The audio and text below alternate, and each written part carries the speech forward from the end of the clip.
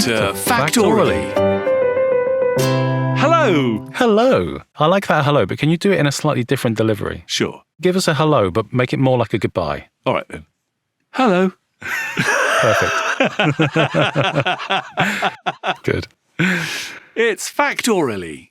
It certainly is. Another exciting episode awaits us. Yes, it certainly does. Hello, Simon Wells. Hello, Bruce Fielding. I will forever now refer to you as Bruce Fielding rather than just Bruce. Will you? I will. How about if I call you Si or S? Do you know what? I'm perfectly happy with Si. Are you? I have many people calling me Si. Do you? I think it doesn't suit your voice, though, so maybe don't. Okay. Okay. All right, Mr. Wells. Good. That's the intros then. And hello to you, our dear, valued listeners. How are you all today? Yes. Have you got together maybe and shared an MPV? Well, indeed. You'd all fit in an MPV, clearly. I think, what are we up to now? 9? Oh, it could be. Might even need a minibus. Wow. That's an exciting moment in a man's life, isn't it? When your podcast listenership could warrant a minibus. I know. Wow. Where would they go? Oh, good question. Factville. Factville, just round the corner from Bourneville. Yes. But less chocolatey. Indeed. So, this is, as you may have gathered, Factoraly. This is a podcast in which Bruce and I, who are both professional voiceover artists who love random trivia, get together and discuss a particular topic each week, and we see what interesting, useless facts we can derive from it. Absolutely. All to make your lives more interesting. Indeed. You're welcome. You will have dinner party conversations for seconds. Yes, if you're anything like us two, you are the person at the dinner party who bores everyone with useless, irrelevant facts. Oh, yes. And once in a while, you meet a like-minded individual who actually enjoys that sort of thing. Yes. That's who we are. We're up with that sort of thing. We are up with it. Not down, like the kids. Up. Or even like Irish priests. Down with this sort of thing. Anyway, back to the subject. So this week, we're going to be talking about something which is very close to my heart. And very far from my heart. Which is man's best friend. Well, apart from Simon, obviously, but man's second best friend, which is dogs. Dogs. This one is dedicated to my dog Baxter, whose name, by the way, appears in none of my passwords. That's always good to know. Okay. So let's start there. You have a dog called Baxter. Tell us about Baxter. So, I first discovered a love of the bearded collie many, many years ago. And they are the most fabulous dogs in the world. They look lovely. They're very intelligent, loving, wonderful creatures. And Baxter is my 4th bearded collie. Ah. And his name, because they're beardies, they have to have a B name. So there's been Brody, Buchan, Biggles before him. And they have to have a hard consonant in the middle. So you've got something to get your teeth around when you're actually screaming at him in the park. And he is absolutely fabulous. He keeps me busy in the evenings with lots and lots of brushing. Mm-hmm. But he is a fabulous dog and he is loved by all. Excellent. I have met Baxter. He is jolly nice. Let's leave it there. So I have a different relationship with dogs. I spent almost 2 decades working as a postal worker. And the old stereotypical idea of a postman being chased by a dog is not entirely fictitious. Really? Yeah. I'm not suggesting for a moment that all dogs do it, but there is a certain territorialness, a protectiveness that a dog experiences when a complete stranger goes crunching up a gravel driveway, making loud noises at the door, and then scarpering. It's instinctive for the dog to perhaps feel a little wary of that, and I can understand that. And therefore, in the course of my duty, I had received a few nibbles and bites and scratches from our canine friends. I expect a lot of that is down to the owners. So maybe I don't have a problem with dogs. Maybe I have a problem with dog owners for not training their dog well enough to know that that sort of behavior is unacceptable. I don't know. Yes. But it's kind of put me off. I have to train my postman, actually, because generally when the postman has a delivery to make, Baxter is so excited. He's so happy to see people, and he's so friendly that he will like go, there's somebody at the door. It's really exciting. And once the postman knows it's Baxter, it's fine, because he'll kind of go roaring up the hallway and go, hey, it's a friend, it's a friend, it's a friend, it's a friend. And first time postmen are kind of like, bloody hell, what the hell's going on? The second time they kind of like go, bend down and give him a big hug and get a big lick, and it's fine. But yeah, that's the thing. There's a certain unknown quantity. We don't know what's on the other side of that door. Exactly. I encountered once a French Mastiff who was beautiful, adorable, friendly. He accidentally drew blood just because he jumped up at me and had quite sharp claws. But you can't hold that against him. My worst enemy was on a particular route. It was a scruffy little mongrelly thing who chased me up and down the road every day, and one day it managed to catch me. It ran faster than me. Damn. And it was uncomfortable. But yes, so there we go. I don't hate dogs, I just don't love them. But I mean, effectively, dogs are wolves. I mean, they're domesticated wolves and foxes and jackals. And yeah, so that's kind of how the whole process began, isn't it? That's how the relationship between man and dog began, that we started incorporating them into the household to protect us, to help us hunt, and that sort of thing. We've had working dogs for millennia. We use them to round up sheep. We use them to go and pick up birds that we've shot out of the sky, if you're into that sort of thing. And therefore they're functional. They have a task, and they are used for that task. They have strong jaws. They're good runners. They are animals that are very good at being animals. Yes. So it's not 100% surprising to think that every now and then, they might become defensive. Yes. And remember that they are a dog and not a lap cat.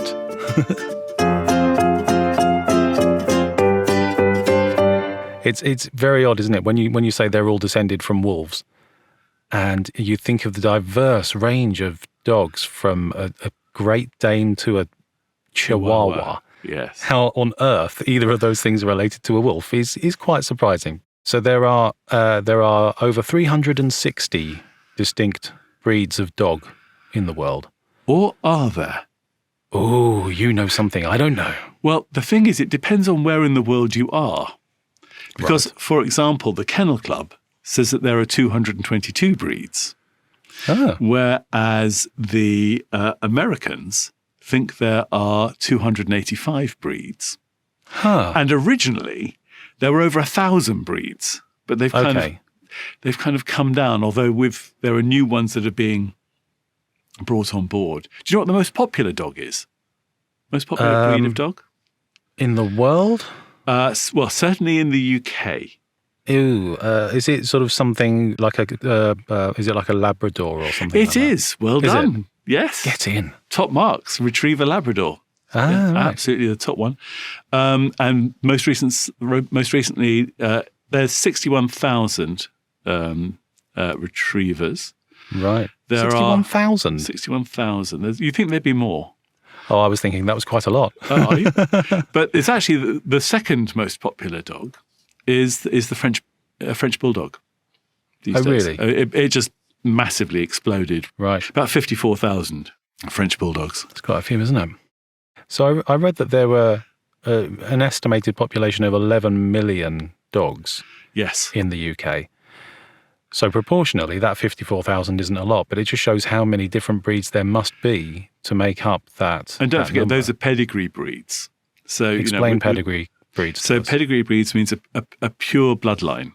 So this is when dog A is the same breed as dog B, and they get it together and produce dog C.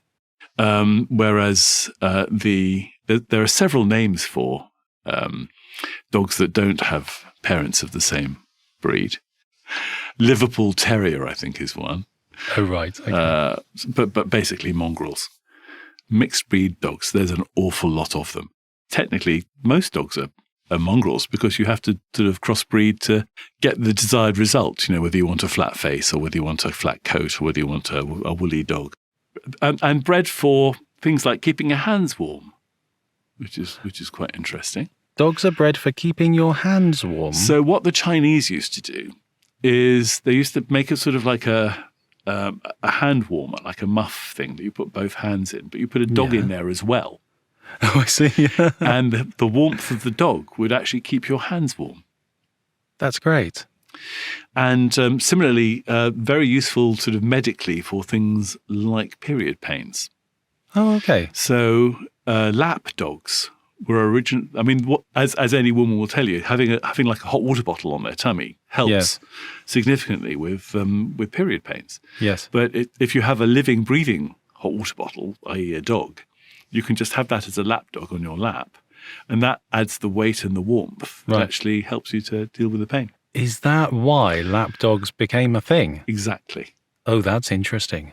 So one of the breeds that I was having a little look at in terms of doing its job, whatever its function is the Saint Bernard. Aha. Or the Saint Bernard, depending on your persuasion. Saint Bernard. Saint Bernard. Very good. Très bien. Don't know why we're saying it in French because they're Swiss.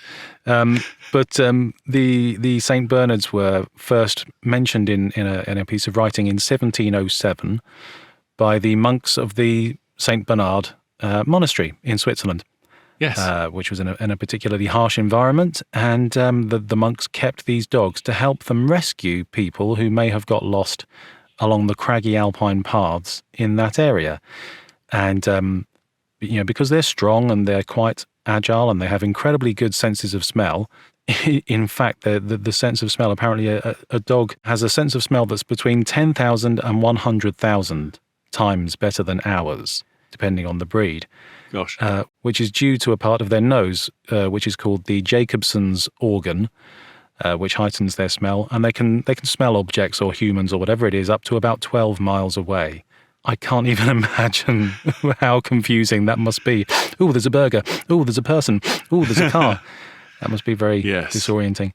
But yeah, so these monks had these dogs. They helped them to rescue people. And you know the stereotypical image of a Saint Bernard having a barrel of whiskey or brandy around its neck to revive people that they found who are lost. The monks of Saint Bernard's have said that's a complete falsehood. We don't do that. That's been made up. And it's down to a particular painting made in 1820 by a painter called Edwin Landseer. And he made this lovely looking painting of a couple of alpine mastiffs rescuing a man in distress with a barrel of whatever it might be around their neck. Oh, fascinating. But it never happened. But this image has sort of taken off, and it's impossible to think of a Saint Bernard without having a barrel around its neck. Well, I've driven the Col Saint Bernard many times because it's a brilliant driving road. And when you get up to the top of the Col Saint Bernard, there's all the touristy shops and the cafe and the restaurant and stuff.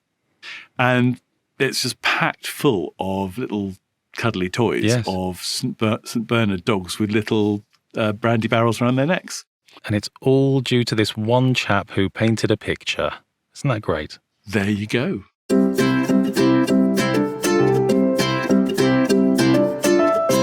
One of the things that I was involved with a little while ago was guide dogs for the blind. Oh, right, okay.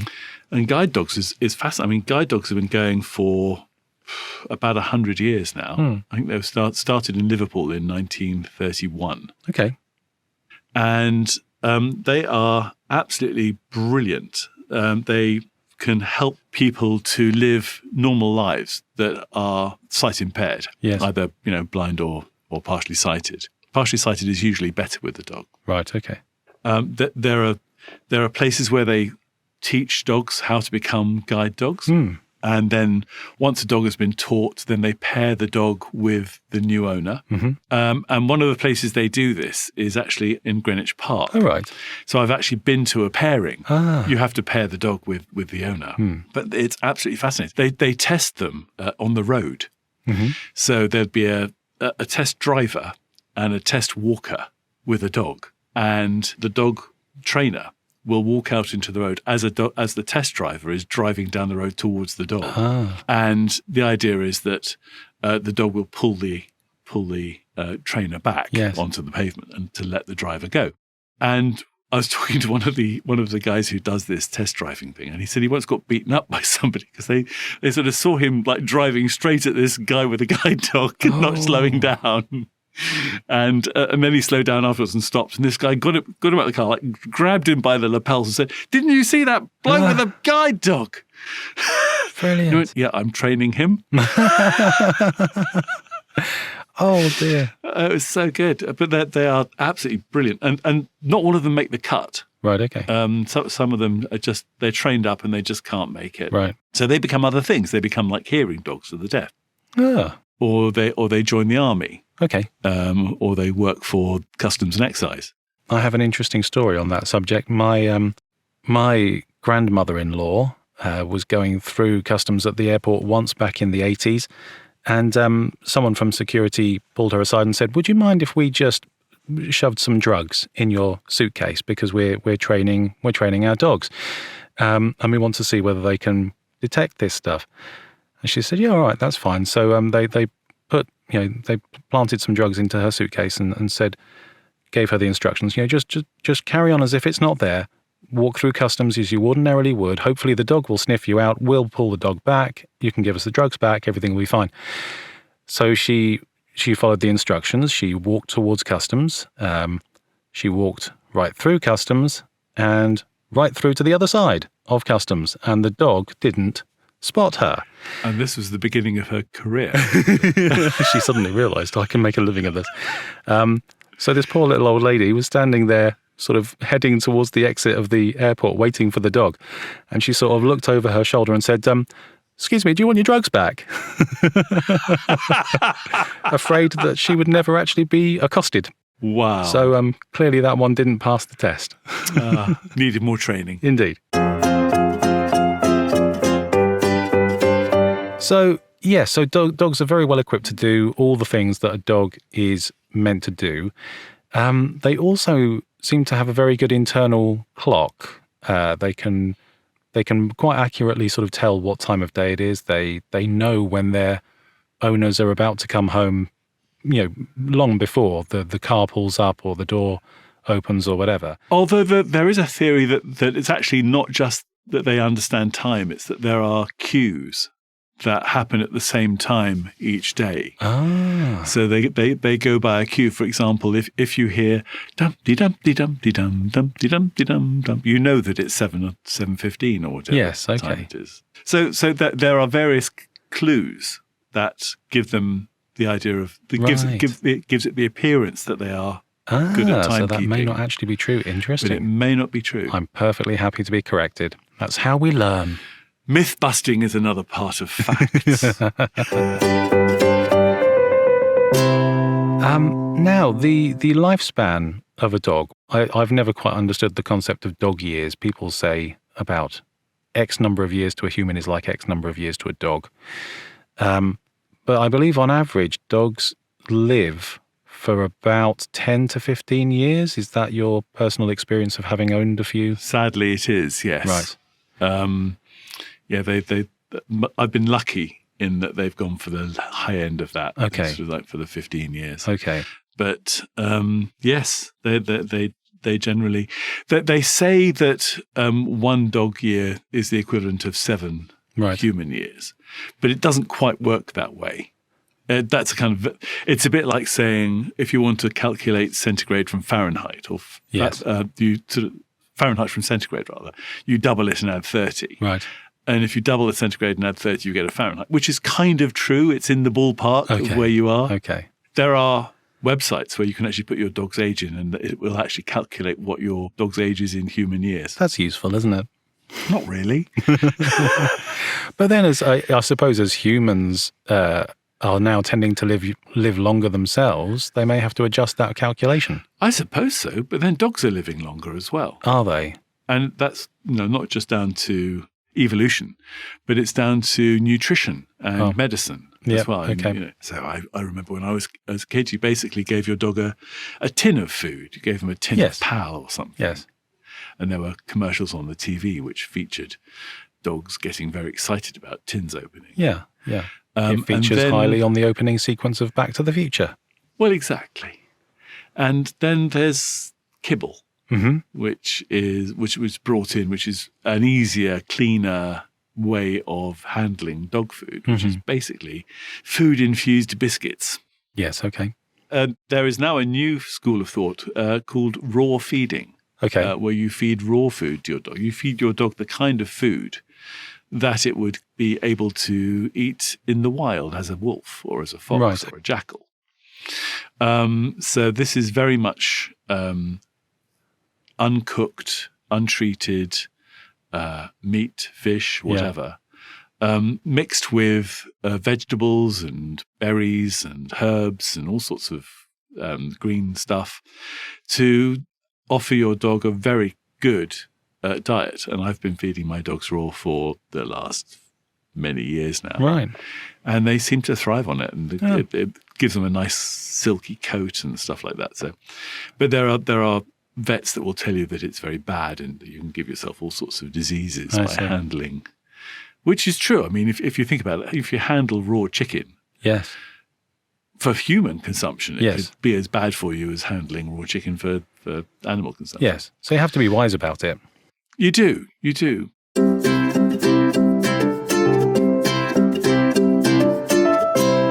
Now, talking about the nutritional aspect, it's alarming, the things that go through my mind when I'm trying to get to sleep.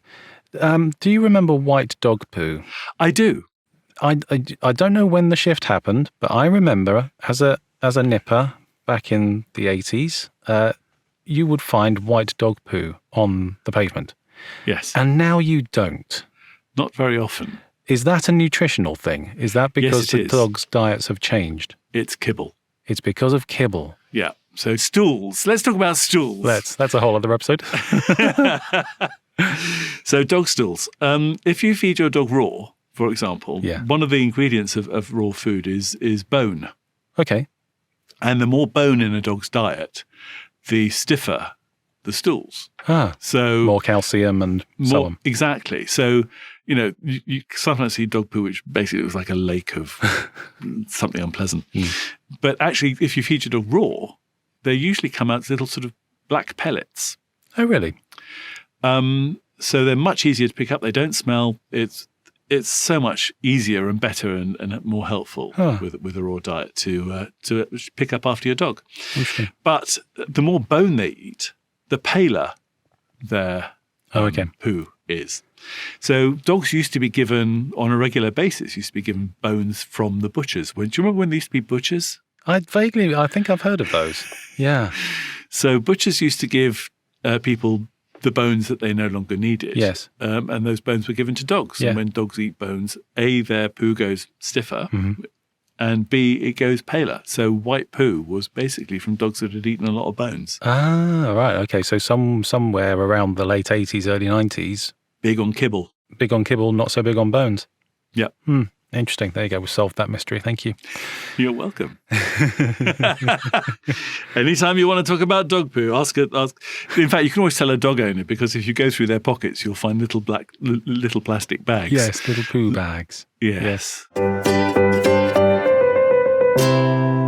Now, we've developed a bit of a theme recently, which we get to a certain point in the podcast when I start breaking out the Guinness World Book of Records.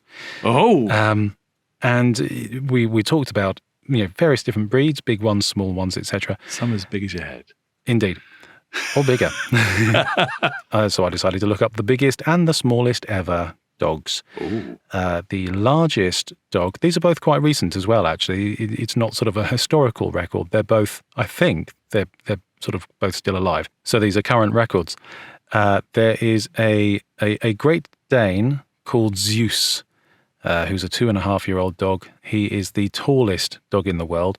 He stands at 3 foot 5.5 inches off the ground. At the shoulder. At the shoulder.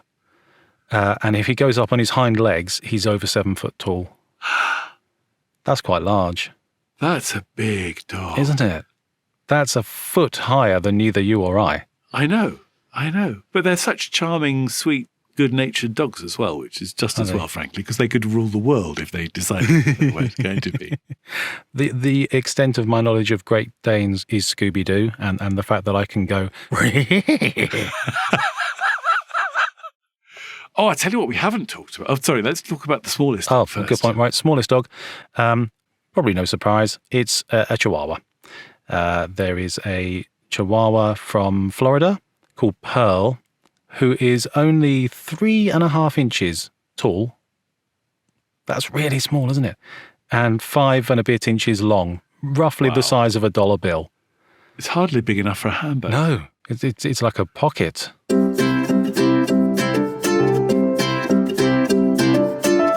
So you talked about Scooby-Doo, which brings us to a whole other area of dogs, which is dogs in cartoons and popular culture. Ooh, okay, challenge accepted. When you said it, I kind of laugh. I have a certain sort of laugh which goes... Oh, okay, so that's Muttley from Wacky Races, isn't it? That's right. Dick Dastardly's dog. Yes, very good. And then there was, I guess, Superman's dog. Superman's dog. He had a dog called Crypto. Did he? Not after the currency, after Krypton. Oh, okay, right, yes. A dog that wore a cape, which is a very strange thing to see. I don't remember Superman having a dog, but fair enough. Yes, so he did. Do you remember the Jetsons? I do remember. Did they have a dog? They had a dog called Astro. Aha. Spoke an awful lot like Scooby, actually. I think I have a vague memory of him hovering as if he had some kind of jetpack, special space-aged collar or something on him that made him hover. That might be entirely false. Why not? Let's assume it's true. Tell me in the comments if that's a false memory or not. Other dogs in popular culture. There must have been loads. There's Lassie. Yes, of course. Who was some kind of collie. What's that, Simon? They're down the well. Do you remember The Littlest Hobo? Vaguely. It was a Canadian show when I was a kid. There was a husky, I think, a husky-esque dog who went around the country helping people and then moving along. Had a really nice theme tune. It gets stuck in your head after a while. I won't do it. Other dogs in popular culture. Huckleberry Hound. Of course. From Hanna-Barbera. Yes. Do you know Hanna-Barbera? Interesting, stupid fact about Hanna-Barbera. Go on. Is that all of their animated, or most of their animated characters, regardless of whether they were human or animals, always wore a little collar. If you remember, if you think about them, they're wearing a collar and a small tie. Yeah, often. That's right. Yeah. Whether they're wearing clothes or not, they had a collar and a tie. And the reason for that is that you could animate the head separately to the rest of the body. But it's really hard to do that unless you've got some kind of physical way of disjointing the head from the body. And a collar and tie is a very easy way of doing that. Yes, that's fantastic. I love that. Oh, Goofy, of course. Oh, perfect. Oh, now, okay, come on. Explain this to me. Goofy is an upright humanoid dog who talks. Yes. Pluto is a dog that acts like a dog. Every now and then you'd see Goofy and Pluto going for a walk. That makes no sense to me. Did Pluto forget to evolve? What happened there? That's very odd, isn't it? It never really occurred to me. Yes, you're absolutely right. Very odd. Snoopy. Snoopy, of course. I knew there was one hanging around in the back of my mind. Snoopy from the Peanuts cartoons. Yes, fantastic dog. He's a very good dog. He's a very good dog. I'm trying to think, were there any other cartoon dogs? Oh, yeah. Brian Griffin from Brian from Family Guy, who basically runs the show. Well, there you go. I think that's as many dogs as we can think of in popular culture. We've missed loads. I expect so. The comments will be full of dogs. How dare you? You've neglected my favourite childhood episode of Insert Title Here. Yes. I remember Insert Title Here. It was a good show. Yes. I very nearly included Dino from the Flintstones because he was very dog-like. Right, well... So that's dogs. That is dogs. We've made a bit of a dog's dinner of that. Yes. But it's a dog's life, so it's okay. We doggedly carried on, though. Indeed, we have. Dogs have got all sorts of things, haven't they? Like the loyalty and the companionship and everything. Do you know what? I like dogs. I kind of got that impression. When I'm on holiday without my dog, I go up to strangers' dogs and go, "Excuse me, would you mind if I gave your dog some love because I'm not with my dog?" The thing is that the strangers that own the dogs understand. Yes, okay, they feel your pain. Yeah. Well, there you go. So that's another episode of Factoraly. If you have enjoyed it, please let us know. If you haven't enjoyed it, please let us know anyway. And the way you can let us know is by the comments. You can also subscribe or like or share with friends. You can indeed. The more the merrier. So, thank you for listening. We've been Simon Wells and Bruce Fielding. Please come again next time for more Factoraly. Cheerio.